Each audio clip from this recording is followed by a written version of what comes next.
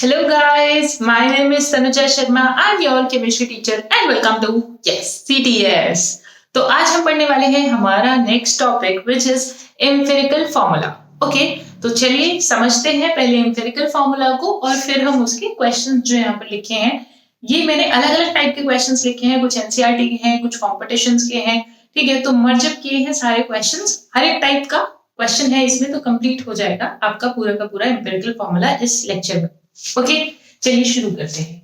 देखिए बेटा, सबसे पहले आपको क्वेश्चंस करने से पहले आपको कॉन्सेप्ट समझना पड़ेगा कि एम्पिरिकल फॉर्मूला एक्चुअली है क्या. देखिए बेटा जी, देखिए सपोज मैंने लिखा C6H12O6. ठीक है, तो आपको पता है, इससे ये पता चल रहा है कि ये ग्लूकोज है, राइट. ये ग्लूकोज का फॉर्मूला होता है. सो अगर ग्लूकोज का फॉर्मूला लिखा जाएगा तो लिखेंगे C6H12O6, राइट. अब एक बात बताइए, मान लीजिए मैं एसिटिक एसिड है, ठीक है, एसिटिक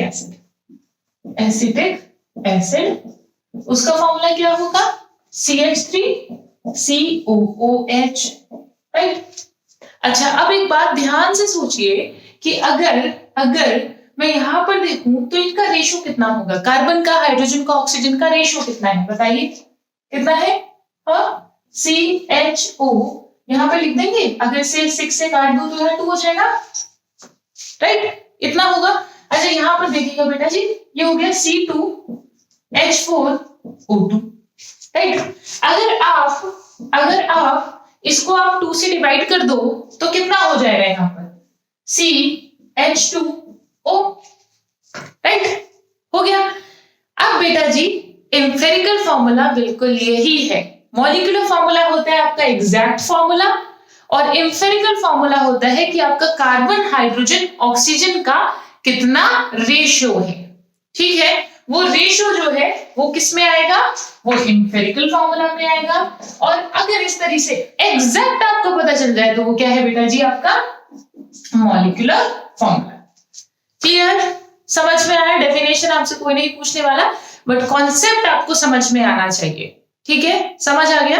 देखिए बेटा जी, एम्पिरिकल समझ आ गया क्या है? सिर्फ जितने भी एलिमेंट प्रेजेंट है उसमें, कार्बन है, हाइड्रोजन है, ऑक्सीजन है, नाइट्रोजन है, सल्फर है, suppose if they are present also, तो उनका कितना कितना रेशियो है. ठीक है, वो क्या बताएगा? Empirical formula. और उनका एग्जैक्ट कंपोजिशन क्या है वो कौन बताएगा? Molecular formula. ठीक है, अब देखिएगा ना, अगर मान लीजिए मैं यहाँ 6 से मल्टीप्लाई कर दूं, अगर मैं इसमें 6 से मल्टीप्लाई कर दूं तो मेरा एग्जैक्टली ये आ जाएगा. और अगर मैं इसमें 2 से मल्टीप्लाई कर दूं तो मेरा एग्जैक्टली ये आ जाएगा. समझ आया? तो बेटा जी, ये जो आउटर साइड पे लिखा हुआ है इसको बोलते हैं हम n. क्या बोलते हैं बताइए? n. ठीक है, अब आपको क्या पता चल रहा है कि n मेरा कैसे आया? कैसे आया मेरा n? एम्पिरिकल फॉर्मूला में n की अगर मल्टीप्लाई कर दी जाए तो मॉलिक्यूलर फॉर्मूला आ जाता है. So can I right this कि मॉलिक्यूलर फॉर्मूला बराबर होता है किसके?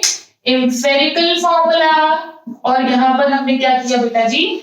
n का मल्टीप्लाई कर दिया. क्लियर? लिख सकते हैं ना, ये ऊपर वाले से लिखवाया मैंने तुम्हें, कोई फॉर्मूला मैंने कुछ नहीं किया, जो ऊपर था बिल्कुल एग्जैक्टली वही लिखा है. समझ आया? ठीक है, तो यानी कि मॉलिक्यूलर फॉर्मूला, ठीक है, मॉलिक्यूलर फॉर्मूला एम्पिरिकल फॉर्मूला का क्या होगा बेटा जी? यहाँ पर n. ठीक है, डन, क्लियर. अच्छा बेटा जी, यहां पर जब आपको n निकालना होगा तो उसके लिए जो फॉर्मूला है वो है मॉलिक्यूलर फॉर्मूला का जो भी वेट आएगा, यानी कि molecular formula wait, molecular formula formula wait. ठीक है, डिवाइडेड बाय क्या आ जाएगा बेटा जी? यहां पर एम्पिरिकल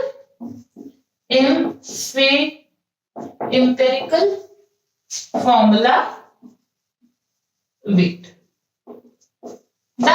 अगर आपके पास ये है तो आप एग्जैक्टली n की वैल्यू निकाल सकते हैं. अब आपसे सवालों में क्या कराएगा बेटा जी? या तो आपको एम्पिरिकल फॉर्मूला पूछ देगा, ठीक है, या फिर आपसे मॉलिक्यूलर फॉर्मूला पूछेगा. वो एक स्टेप आगे है. सबसे फर्स्ट स्टेप का सवाल बनता है कि वो आपसे एम्पिरिकल फॉर्मूला पूछे.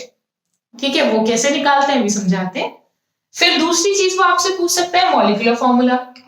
तो बहुत आसान है, अगर आपके पास एम्पिरिकल फॉर्मूला है और n की वैल्यू आपको पता चल जाती है तो आप मल्टीप्लाई कर दीजिए, आपका मॉलिक्यूलर फॉर्मूला आ जाएगा। n कहां से आएगा? इस वाले फॉर्मूला से आएगा। क्लियर? तो यानी कि टाइप 1 का सवाल ये निकलवा ले, टाइप 2 का सवाल ये निकलवा ले। ठीक है, तो आपके इस तरीके के क्वेश्चंस बनते हैं बेटा जी। अब जो वेरियस टाइप बनता है वो बनता है एम्पिरिकल फॉर्मूला निकलवाने में। ठीक है, वो मैंने अलग अलग टाइप के यहाँ पर सवाल लिखे हैं, अभी करेंगे उनको। आप देखिएगा, अगर मैं आपसे पूछूं, अब आपसे पूछ लेती हूँ मैं कुछ चीजें जस्ट टू नो कि आपको कॉन्सेप्ट समझ आया है या नहीं। बेंजीन, बेंजीन का फॉर्मूला होता है C6H6। तो बताइए मुझे इसका एम्पिरिकल फॉर्मूला क्या होगा बेटा जी? इसका यानी कि इसके जो एलिमेंट प्रेजेंट है उनका रेशियो क्या होगा बताइए? CH 1:1 का रेशियो होगा। अच्छा, इसका n कितना होगा? इसका n बराबर होगा 6। डन? क्लियर? बात समझ आती? Okay, good. बताइए अगर मैं आपसे पूछूं कि मीथेन होता है CH4, ठीक है, तो इसका रेशियो कितना होगा भाई? इसका एम्पिरिकल फॉर्मूला कितना होगा? तो एम्पिरिकल फॉर्मूला क्या होगा बेटा जी? इसका 1:4 ही होगा, यानी CH4 ही होगा। क्लियर? बात समझ में आ गई? ठीक है, चलिए। क्योंकि बेटा जी ये जो आप ले रहे हो ना 6, 12, 6, यहाँ पर आपको समझ आ रहा होगा कि हम फ्रैक्शंस में नहीं ले सकते। ठीक है, we can't take these numbers in the fractions. क्योंकि खुद सोचिए, यहाँ पर कार्बन का 6 एटम में बोल सकती हूँ कि कार्बन के 6 एटम है। अब मान लीजिए ये फ्रैक्शन में होता तो कितना अजीब लगता, तुमको सुनने में अजीब लगता, हमें कहने में, क्योंकि एटम तो क्या होता है? इनडिविजिबल होता है, एटम को बांट नहीं सकते हैं हम। ठीक है, बात समझ में आती है? अरे वो डाल्टन के अकॉर्डिंग बांट नहीं सकते, वैसे बांटने की बात नहीं कर रही हूं मैं। ठीक है, वो डाल्टन वाली थ्योरी की बात नहीं कर रही हूँ, ऐसे समझिए। मान लीजिए आपके पास 6.5 एटम है, ठीक है, 6.5 आ जाए यहाँ पर, तो समझ में आता है क्या कि एक एटम का इतना पॉइंट काटा थोड़ी होगा। ठीक है, तो हम फ्रैक्शंस में नहीं ले सकते। ये चीज आपको अपने माइंड में क्लियर रखनी है कि अगर यहाँ पर कभी भी आपको फ्रैक्शन नजर आता है तो हम कभी भी फ्रैक्शन में नहीं ले सकते, वो आपने गलत किया है। ओके, आज तक जितने भी आप 10th क्लास पढ़कर आ गए हो, 11th पढ़ लिया, और कुछ बच्चे ऐसे भी होंगे जो ड्रॉपर्स होंगे, तो बेटा जी इतने टाइम पढ़ के आए हो, कभी फ्रैक्शन में देखा आपने? नहीं देखा ना? ठीक है, सॉलिड स्टेट के अलावा, वो अलग बात है। ठीक है, वो उसकी बात अभी बाद में करेंगे जब सॉलिड स्टेट पढ़ेंगे। ठीक है, क्लियर? डन? तो क्या है कि हम यहाँ फ्रैक्शन में नहीं ले सकते हैं। चलिए अब आगे बढ़ते हैं, इसको हटा देते हैं। ठीक है, चलिए अब करते हैं बेटा जी क्वेश्चंस। हमने कॉन्सेप्ट को समझ लिया है, अब ये कॉन्सेप्ट कैसे कैसे अप्लाई होंगे क्वेश्चंस पर वो एक बार कर लेते हैं। ओके, देखिएगा बेटा जी, आ गए हम अपने सबसे पहले फर्स्ट क्वेश्चन पर। जो हमारा फर्स्ट क्वेश्चन है वो क्या है बेटा जी? A compound of carbon hydrogen oxygen contains इतना इतना इतना। तो कार्बन है, हाइड्रोजन है, ऑक्सीजन है। ठीक है, आंसर नंबर 1 है। ओके, कितना कितना बताया बेटा जी? परसेंट बताया, मैंने आपको पहले ही बताया है परसेंट। सेंट माने होता है 100, 100। ठीक है, सेंट का मतलब 100 होता है वहां पर। इसीलिए आप जब भी कोई भी चीज निकालते हो, फ्रैक्शन में तो 1 लेते हैं बेटा जी टोटल, और परसेंट में क्या लेते हैं? 100 लेते हैं। तो यानी कि कार्बन हाइड्रोजन ऑक्सीजन में, मतलब इन तीनों से बना हुआ है कोई कंपाउंड, उसमें 40% है हमारा कार्बन, 6.67% है हाइड्रोजन, और ऑक्सीजन नहीं पता। लेकिन मुझे ये पता है कि टोटल का सम कितना होगा बेटा जी? 100, राइट? तो यानी कि अगर मैं 100 में से इन दोनों को मैं माइनस कर दूं तो मेरा क्या है? ऑक्सीजन का कंटेंट आ जाएगा। तो अराउंड 46 हो गया। 46 100 में से आप माइनस करोगे तो आपका 46 5 अराउंड बेटा आपका जो ये आएगा इसकी वैल्यू आ जाएगी कुछ 53 पॉइंट समथिंग। ठीक है, तो ये आ गया आपका लगभग 53.33%। क्लियर? अच्छा बेटा जी, अब मैं आपको क्या निकालना सिखा रही हूँ। सबसे पहले हम बात करें, मैंने कहा टाइप 1 का सवाल है एम्पिरिकल फॉर्मूला, ये निकालना सीख रहे हैं सबसे पहले हम। ठीक है, तो अब देखिएगा बेटा जी, तो एम्पिरिकल फॉर्मूला जो होगा वो कैसे निकालते हैं। ये तो परसेंट दे दिया, यानी कि मुझे 100 में इसका अमाउंट पता चल गया। ठीक है, कि 100 में गिवन मास कितना है। अगर टोटल 100 ग्राम है तो उसमें 40 ग्राम इतना है, 6.67 ग्राम इतना है, और 53.33 ग्राम इतना है, ठीक है, ऑक्सीजन है। क्लियर? अब देखिएगा बेटा जी, यानी कि ये मुझे गिवन मास है, 100 में गिवन मास है। अब मुझे निकालने हैं नंबर ऑफ मोल्स, तो मुझे बताइए मुझे क्या करना चाहिए? ये तो मास हो गया बेटा जी, गिवन मास W हो गया, तो मुझे निकालने नंबर ऑफ मोल्स। तो नंबर ऑफ मोल्स का फॉर्मूला क्या होता है? Given mass upon molar mass, यानी कि 40 डिवाइडेड बाय 12, 6.67 डिवाइडेड बाय कितना हो जाएगा बेटा? हाइड्रोजन का, एक हाइड्रोजन का कितना होता है? 1 होता है, तो आप इसको यहाँ पर 1 लिख देंगे। ऑक्सीजन का होता है कितना बेटा जी? हाँ 16। ठीक है, डन। आगे बढ़ते हैं बेटा जी। अगर आप इसको डिवाइड करेंगे बेटा जी तो 4, ये 3 टाइम्स कट जाएगा, और आपको पता है अगर आप 100/3 करते हो तो 33.33 आता है। मैंने कहा था कुछ फ्रैक्शंस आपको याद रखने बेटा जी, कुछ फ्रैक्शंस, कुछ चीजें आपको याद रखनी है। 33.33 आता है बेटा जी, ठीक है। 100/4, 100/5, 100/8, ये कुछ ऐसे टर्म्स है जो आपको फिजिकल के लिए ऐसे मतलब बिल्कुल बढ़िया से याद करके रखने हैं, ताकि पूरी की पूरी फिजिकल केमिस्ट्री में बेटा ऐसी कैलकुलेशन आएंगी आपको जो बहुत ही आसान होगी, बहुत ही इजी होंगी। ठीक है, वो आपको टफ इसलिए लगती है क्योंकि आप इन फ्रैक्शंस को या जो चीजें बार बार यूज होती है उनको मेमोराइज नहीं कर रहे हो। ठीक है, मैं ये नहीं कह रही बिल्कुल रटी लो, बट ऐसा करो कि जब क्वेश्चंस की प्रैक्टिस करो तो इन चीजों को ध्यान में रखो कि मैं कैलकुलेशन को कैसे आसान कर सकता हूं या कर सकती हूँ। ठीक है, तभी बेटा पेपर में आपका टाइम बचेगा। और आपको पता है केमिस्ट्री उतना टाइम नहीं लेगी करने में, मतलब जो कॉम्पिटिटिव एग्जाम की तैयारी करे केमिस्ट्री उतना टाइम नहीं लेगी जितना फिजिक्स लेगी। ठीक है, तो फिजिक्स के लिए टाइम बचाना है तो कैलकुलेशन को आसान करना सीखिए।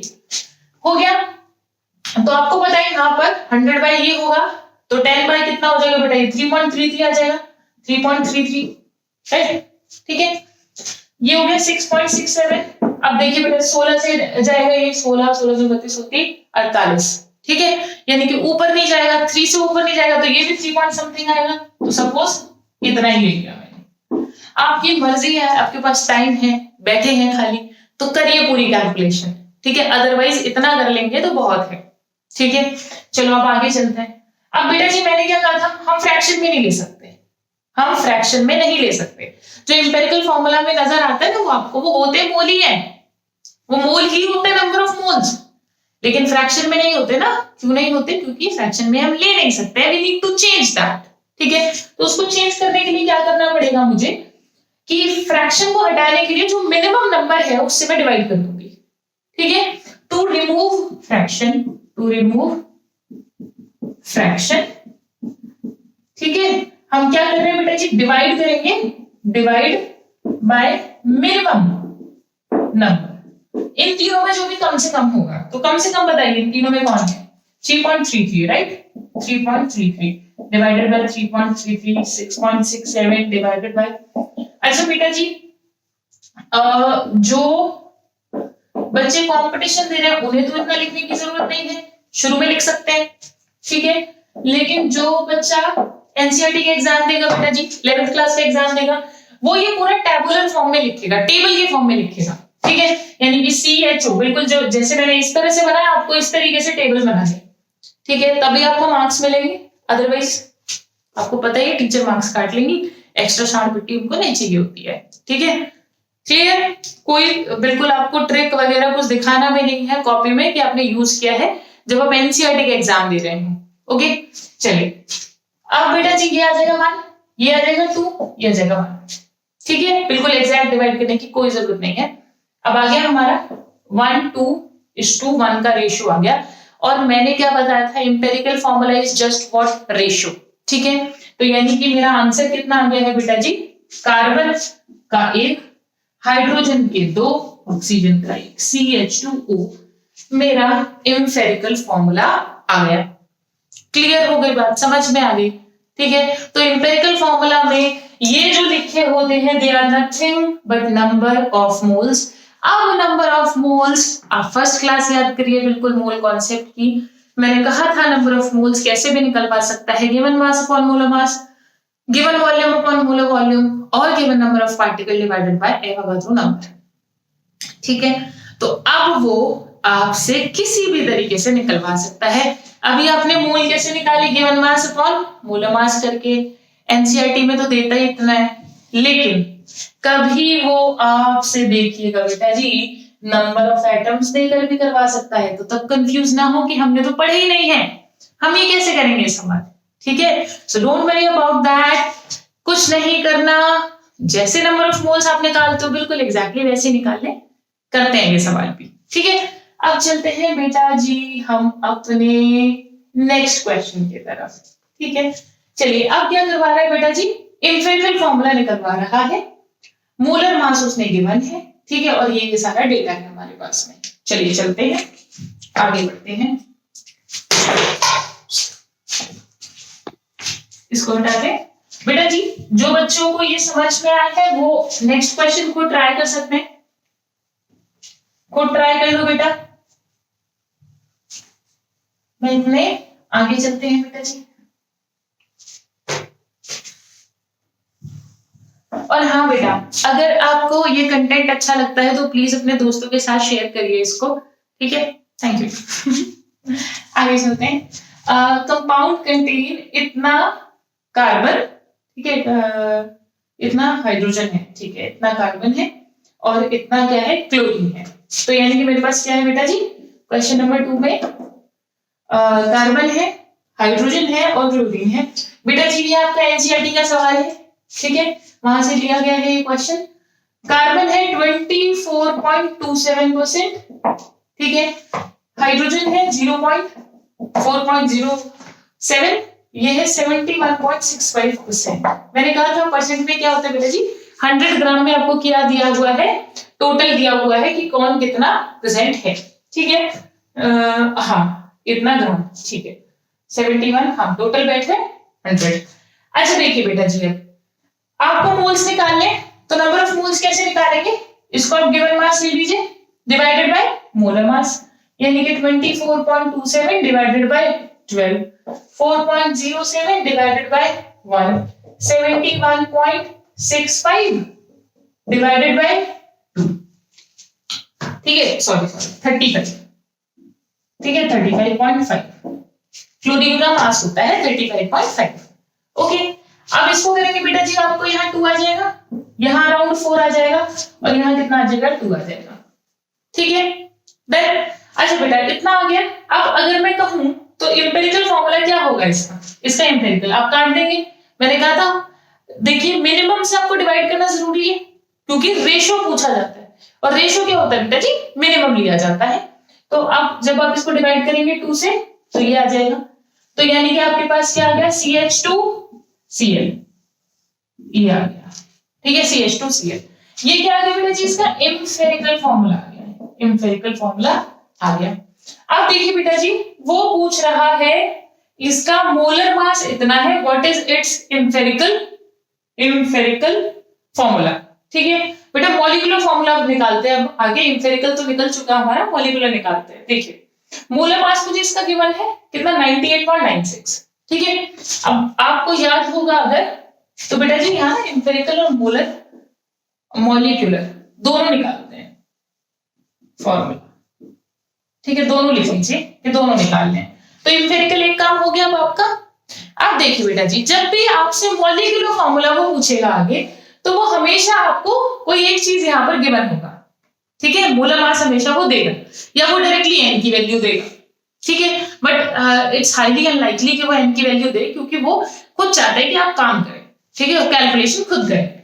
तो वो एन की वैल्यू ना देकर क्या देता है, वो मोलर मास देता है कि भाई मॉलिक्यूलर फॉर्मूला ये है, मॉलिक्यूलर फॉर्मूला का वेट इतना है, ठीक है। अब देखिएगा बेटा जी हमने क्या किया था, मैंने क्या बताया था आपको कि जो मॉलिक्यूलर फॉर्मूला है बराबर क्या होगा एम्पिरिकल फॉर्मूला, यहाँ पर आएगा n, ठीक है, राइट। अब एम्पिरिकल फॉर्मूला मेरे पास आ चुका, ये रहा, ठीक है, CH2Cl। मेरे पास क्या नहीं है, मेरे पास n नहीं है वरना मेरा मॉलिक्यूलर फॉर्मूला आ जाता। अब बताइए n की वैल्यू क्या होगी, n कैसे निकालेंगे, बताओ कैसे निकालेंगे, एग्जैक्टली मॉलिक्यूलर फॉर्मूला वेट, ठीक है, पूरा लिखूं क्या, फॉर्मूला वेट, ठीक है, डिवाइडेड बाय क्या गया ये एम्फिरिकल फॉर्मूला वेट। ठीक है, अब देखिएगा बेटा, मॉलिक्यूलर फॉर्मूला वेट मुझे गिवन है 98.96। ठीक है, अब बताओ जरा इसका मास कितना होगा, CH2Cl का कितना होगा बेटा जी? कैलकुलेट कर सकते हैं, कितना आएगा? कैलकुलेट करें बेटा जी, यहाँ पर कार्बन का 12, इसका 2, क्लोरीन का 35.5 कितना आ रहा है? 0.5, 5, 4, 5, 9। ठीक है, और ये 49.5 आ रहा है बेटा जी, 49.5। तो देखकर ही पता चल रहा है कि 2 बार जाएगा। ठीक है, तो यहाँ कितना आ गया बेटा जी? 2 आ गया। ओके, तो आपके n की वैल्यू आ गई। अब आप क्या करेंगे बेटा जी? मॉलिक्यूलर फॉर्मूला बराबर एम्पिरिकल फॉर्मूला इनटू n, ये मुझे पता है। अच्छा, मैं यहां से हटा रही हूँ बेटा जी, ये मैं साफ कर रही हूँ ऊपर का, और यहां पर हम अगला क्वेश्चन अपना कर लेते हैं। ठीक है, ये जो क्वेश्चन है इसका रिमेनिंग पार्ट यहां करते हैं। देखिए बेटा जी, तो n निकल गया है, तो मॉलिक्यूलर फॉर्मूला बराबर क्या होगा? Empirical formula multiply n। तो एम्पिरिकल फॉर्मूला था CH2Cl, और यहाँ 2 से मल्टीप्लाई हुआ तो C2H4Cl2। क्लियर? कहीं गलती तो नहीं है कुछ? 2 2 2 2 2 हो गया। समझ आया बेटा क्वेश्चन कैसे करना है? अब अगर ये आपके एग्जाम में आता है, एनसीईआरटी में आता है, तो आपको क्या करना है बेटा जी? आपको ये टैबुलर फॉर्म में लिखना है, पूरा इससे टेबल बन जाएगी, या तो आप ऐसे बना लो। ठीक है, बट आई प्रेफर कि जैसा आपकी बुक में गिवन है, जैसा आपके टीचर चाहती है, ठीक है, बिल्कुल आप एग्जैक्टली वैसे ही बनाओ, क्योंकि उनको फिर टीचर्स को लगता है बच्चा ओवर स्मार्ट हो रहा है। ठीक है, हम जो पढ़ा रहे हैं वो नहीं पढ़ रहा, कुछ अलग पढ़ रहा है। ठीक है, तो वो मत करना, प्रैक्टिकल के नंबर भी दिलवाने भाई। तो क्या कर रहे हैं, इसको टैबुलर फॉर्म में दिखा देना बेटा जी, और आगे बिल्कुल इस तरीके से। ठीक है, लिखना एक एक स्टेप, तभी आपको फुल मार्क्स भी मिलेंगे। ओके, और अगर कॉम्पिटिटिव में है तो चिंता करने की बात ही नहीं, फटाफट जल्दी से निकाली। ठीक है, बट कॉम्पिटिटिव में इट्स हाईली अनलाइकली कि इस तरीके का क्वेश्चन आए, क्योंकि इसमें कैलकुलेशन भी थी। वो क्वेश्चन देगा कॉम्पिटिटिव में इस तरीके का या फिर इस तरीके का। ठीक है, ये हाईली रिकमेंडेबल है नीट वाले बच्चों के लिए। ठीक है, और ये थोड़ा आईटी। ठीक है, चलो आगे बढ़ते हैं। चलिए बेटा, अब जो नेक्स्ट क्वेश्चन है इसको आप ट्राई करिए कि आपसे होता है या नहीं। नहीं होगा तो बेटा मैं ही कराऊंगी, है ना? I am there. ओके, हो गया बेटा जी? कहते मैम इतनी जल्दी थोड़ी होगा। चलिए करिए, कोई बात नहीं, करिए। बोर्ड चमक गया है, और इस चमक में हम काम करने वाले हैं। देखिए, a compound of carbon and hydrogen weight कितना है? 12 ग्राम कार्बन, 4 ग्राम हाइड्रोजन। चलिए पार्टी करते हैं कार्बन और हाइड्रोजन के साथ में। कार्बन कितना है बेटा जी? 12 ग्राम। हाइड्रोजन कितना है बेटा जी? 4 ग्राम। ठीक है, क्या निकालना है? Empirical formula. Easy easy easy. कैसे निकालेंगे? Number of moles. हाँ, given mass upon molar mass, यानी गिवन मास 12, मोलर मास 12। ठीक है, given mass upon molar mass 4/1। तो ये हो गया 1, ये हो गया 4। अब क्या मुझे मिनिमम से 1 से करना है? क्या है बच्चों जैसी बात। ठीक है, सॉरी बच्चे ही कहो, तुम करना है कर लो डिवाइड, अदरवाइज आना तो उतना ही है। तो क्या हो गया बेटा जी? रेशियो क्या आ गया? CH4। यही क्या हो गया बेटा जी? इसका एम्पिरिकल फॉर्मूला। बात समझ में आ गई? क्लियर हो गया? डन। चलिए आगे चलते हैं। ओके, आपसे ये क्वेश्चन भी पूछ सकता है कि कब मॉलिक्यूलर फॉर्मूला और एम्पिरिकल फॉर्मूला इक्वल होंगे? जब n की वैल्यू 1 होगी, राइट? तब 1 रखोगे तो दोनों क्या हो जाएंगे बेटा जी? बराबर हो जाएंगे। तो चलिए अब हम चलते हैं अपने नेक्स्ट क्वेश्चन की तरफ। नेक्स्ट क्वेश्चन क्या कह रहा है? Empirical formula. अब बेटा जी इसने कुछ वेपर डेंसिटी यूज किया है। ठीक है, तो वेपर डेंसिटी आपको पता होगा कि जो मॉलिक्यूलर फॉर्मूला होता है, जो मॉलिक्यूलर मास होता है, वो होता है 2 into वेपर डेंसिटी। ठीक है, चलिए ये हिंट मैंने आपको दे दिया। अब सवाल करते हैं बच्चा। देखिए, a compound of empirical formula CH2O has vapor density of 30 का वेपर डेंसिटी है और एम्पिरिकल फॉर्मूला मुझे कहता है वो कितना है बेटा जी आपका CH2O है। ये है क्वेश्चन नंबर 4 पर, राइट? 1 2 3 4, हाँ 4 पर है। एम्पिरिकल फॉर्मूला मुझे गिवन है और वेपर डेंसिटी वो बता रहा है कि 30, ठीक है। अच्छा बताइए, इसका एम्पिरिकल मास निकाल सकते हो आप? एम्पिरिकल फॉर्मूला मास निकाल सकते बेटा जी। क्या करेंगे? ऐड कर देंगे, ठीक है। कार्बन का 12, इसका 2 और इसका 16, ठीक है। तो ये कितना हो गया? 14 और 16 कितना है बेटा जी?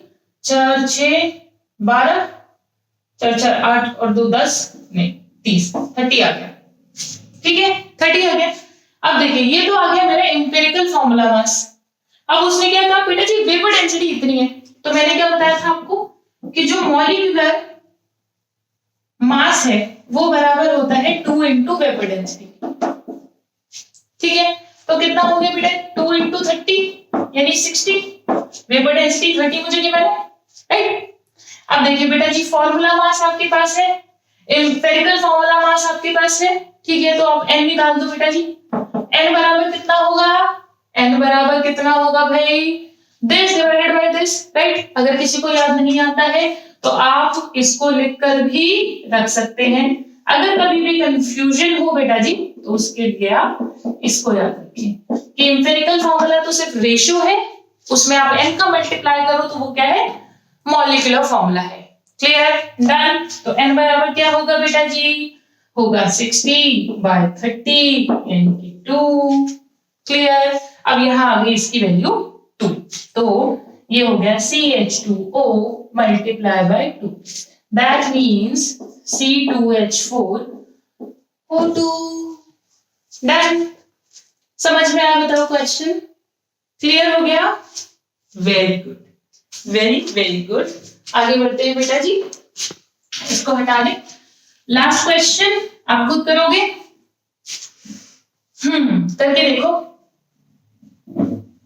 करके देखो बेटा जी और बताओ कैसा हुआ है ये सवाल।